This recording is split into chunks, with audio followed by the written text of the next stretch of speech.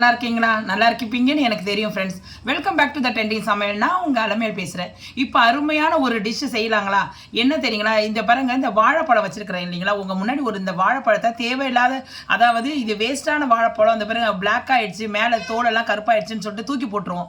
ஆனால் அந்த தூக்கி போடுற வாழைப்பழத்தை எடுத்து, ஆனால் ஒரு உபயோகம் உள்ள நாவலை வச்சா கரையக்கூடிய, குழந்தைகளும் பெரியவங்க வரை சாப்பிடக்கூடிய ஒரு சூப்பரான டிஷ்ஷு செய்யலாங்களா ஃப்ரெண்ட்ஸ்? அது என்னன்னு சொல்லிட்டு இப்போ வீடியோக்குள்ளே அப்படியே ஸ்டெப் அண்ட் ஸ்டெப்பாக பார்க்கும் போதே உங்களுக்கு தெரிஞ்சிடும். இப்போ இந்த வாழைப்பழத்தை நம்ம தோலை உரிச்சு இப்போ நம்ம மேஷ் பண்ணிக்கலாம் ஃப்ரெண்ட்ஸ். இதை பாருங்க, அதுக்கு இந்த இப்போ இது என்கிட்ட கிட்டத்தட்ட ஒரு 6 பழம் இருந்தது. இது வேஸ்ட் ஆகிடுச்சு, யாருமே சாப்பிடலை. அதனால் இதை பாருங்கள் எப்படி இருக்குது பாருங்கள் பழம். அதனால் தோலை தூக்கி போட்டுட்டு, தோலை மட்டும் ரிமூவ் பண்ணிவிட்டு எல்லாத்தையும் எடுத்து நம்ம இப்படி உரிச்சு வச்சுக்கலாம். இப்படி எல்லாத்தையும் எடுத்து உரிச்சு வச்சுக்கலாம். இதே மாதிரி எல்லா வாழைப்பழத்தையும் நான் உங்களுக்கு உரிச்சு வச்சுட்டு நான் உங்களுக்கு காட்டுறேன். நான் ஃப்ரெண்ட்ஸ் இப்போ பாருங்க, வாழைப்பழத்தை நல்லா நான் இது ஒரு ஃபோக் வச்சு நம்ம நல்லா கட்டி இல்லாத நல்லா பிசைஞ்சிட்டோம். அவ்வளோதான் ஃப்ரெண்ட்ஸ். இது அப்படியே இருக்கட்டும். அடுத்த இந்த ப்ராசஸ் நம்ம இப்போ பார்க்கலாம் வீடியோக்குள்ளே. இப்போ நம்ம ரெடி பண்ணிக்கலாம். ஒரு பேன் வச்சுக்கலாம். பேன் வச்சுட்டு ஒன்றும் இல்லை ஃப்ரெண்ட்ஸ். இப்போ நான் என்ன செய்ய போகிறேன் தெரியுங்களா? நான் வாழைப்பழத்தை வச்சு அல்வா செய்ய போகிறேன் ஃப்ரெண்ட்ஸ். அவ்வளோதான். அதுக்காக ஒரு பேன் வச்சுக்கலாம். பேன் வச்சுட்டு நம்ம 1 டீஸ்பூன் நெய் ஊற்றிக்கலாம். ஃப்ரெண்ட்ஸ் இப்போ இதை பாருங்க, உங்க முன்னாடி முந்திரி கொஞ்சம், திராட்சை கொஞ்சம் வச்சிருக்கேன். இது பாருங்க, முதல்ல முந்திரியை வறுத்துக்கலாம். முந்திரி கொஞ்சம் செவரட்டும் ஃப்ரெண்ட்ஸ். ஏன்னா திராட்சையை சேர்த்து ஒன்னா வறுக்கக்கூடாது. ஏன்னா திராட்சை பபிள்ஸ் இது கொஞ்சம் நல்லா உப்பி வந்துடும். அதனால அது சீக்கிரம் வந்துடும். இது இதாகாது, வதவாது.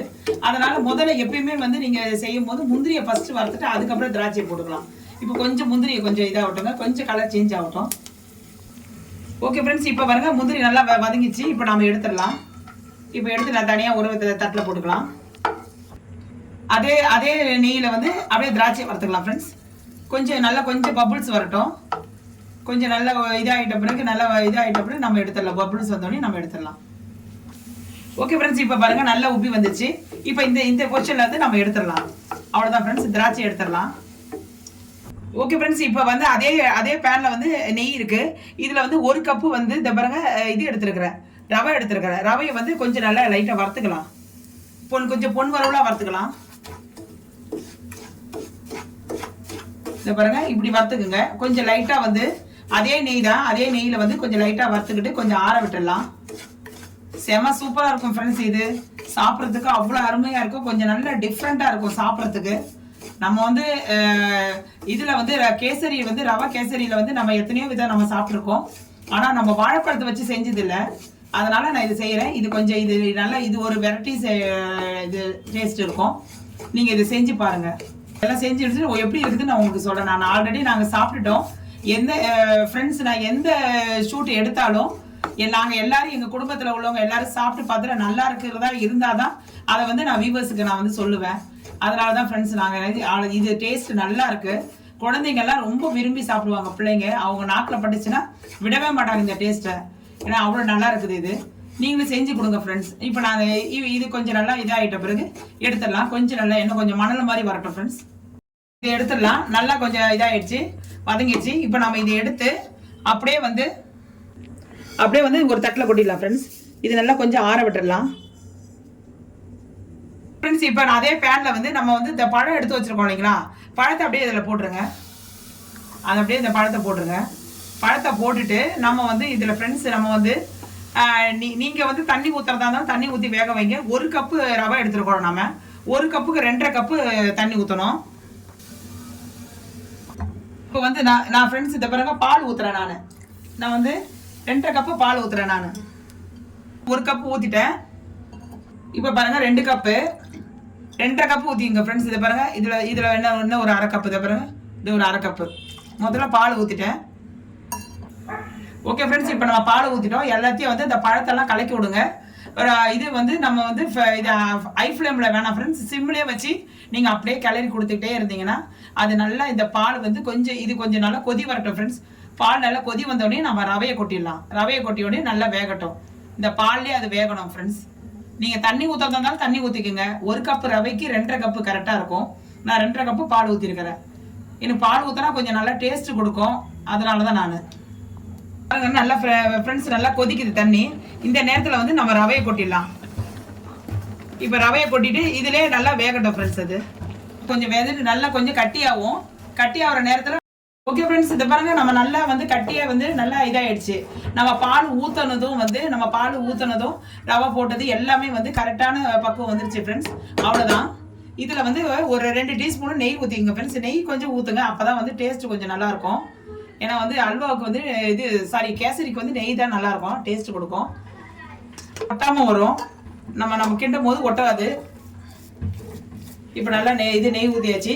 இது கொஞ்சம் மேஷ் ஆகட்டும் ஃப்ரெண்ட்ஸ். இந்த நேரத்தில் வந்து நம்ம வந்து சுகர் ஆட் பண்ணிக்கலாம். ஓகே ஃப்ரெண்ட்ஸ், இப்போ வந்து நம்ம கொஞ்சம் நெய் ஊற்றிட்டோம். இப்போ வந்து உங்களுக்கு தேவையான அளவு சுகர் ஆட் பண்ணிக்கோங்க. ஏன்னா ஆல்ரெடி வந்து வாழைப்பழத்திலே வந்து சுகர் இருக்கும். அதனால் உங்களுக்கு தேவையான அளவு நான் வந்து ஒரு 1/2 கப் ஆட் பண்ணிக்கிறேன். உங்களுக்கு எவ்வளோ தேவையோ நீங்கள் ஆட் பண்ணிக்கோங்க. போட்டு கிண்டி விட்டுருங்க. இப்போ இது மெல்ட் ஆகிற வரைக்கும் கொஞ்சம் வெயிட் பண்ணலாம். இப்போ இந்த நேரத்தில் வந்து சுகர் ஆட் பண்ணும்போது அந்த நம்ம இது மெல்ட் ஆகுது இல்லைங்களா ஃப்ரெண்ட்ஸ், அந்த நேரத்தில் வந்து நம்ம வந்து ஏலக்காய் தூள் கொஞ்சம் போட்டுக்கோங்க.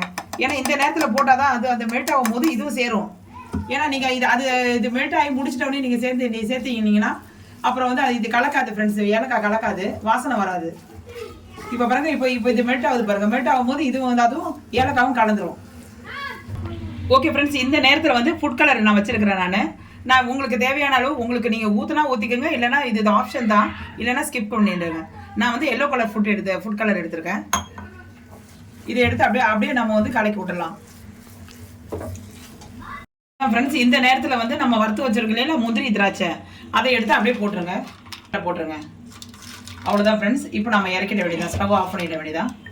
இப்போ அவ்வளோதான், நம்ம செம்ம சூப்பரான வாழைப்பழம் சேர்த்த கேசரி சூப்பராக ரெடி ஆயிடுச்சு. வாழைப்பழ கேசரி ரெடி ஆயிடுச்சு கைஸ். இப்போ பாருங்க, செம சூப்பரான வாழைப்பழத்தை வச்சு அருமையான ஒரு கேசரி பண்ணியிருக்கோம் ஃப்ரெண்ட்ஸ். இதை பாருங்க, நம்ம இது ஒரு கல்யாண வீட்டில் கூட இந்த டிஷ்ஷை வந்து ரெடி பண்ணலாம் ஃப்ரெண்ட்ஸ். ஏன்னா வந்து அவ்வளோ டேஸ்ட்டாக இருக்கும். ஏன்னா அல்டிமேட்டாக இருக்கும் டேஸ்ட்டு. வாயில் போடுறதுக்குள்ள அவ்வளோ டேஸ்ட்டாக இருக்கும். ஏன்னு கேளுங்க, இதில் முழுக்க நம்ம பால் ஊற்றி நம்ம செஞ்சுருக்கோம் ஃப்ரெண்ட்ஸ். ஏன்னா வந்து நம்ம நெய் ஊற்றிருக்கோம், பால் ஊற்றிருக்கோம், எல்லாமே நம்ம வந்து போட வேண்டிய இந்த வாழைப்பழம் எல்லாமே வந்து குழந்தைங்களுக்கு ரொம்ப ஹெல்த்துக்கு ரொம்ப நல்லது ஃப்ரெண்ட்ஸ். ஏன்னா வந்து இதில் வந்து நம்ம பால் மில்க்கு சேர்ந்துருக்கறனால இப்போ நீங்கள் தண்ணியை கூட ஊற்றி நம்ம வேக வச்சுக்கலாம். ஆனால் ஒன்றும் பிரச்சனை இல்லை.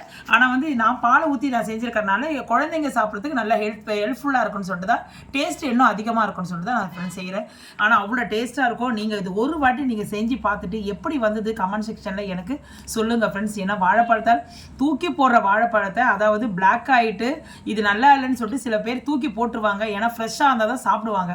அந்த தூக்கி போடுற வாழைப்பழத்தை அதுக்கு ஒரு உருவு கொடுத்து அதுக்கு தேவையான இன்க்ரீடியன்ஸ் எல்லாம் நம்ம சேர்த்து நம்ம இது ஒரு அல்வாவாக நம்ம செஞ்சுட்டு இது ஒரு கேசரியாக செஞ்சு வச்சுருக்கிறோம் ஃப்ரெண்ட்ஸ்.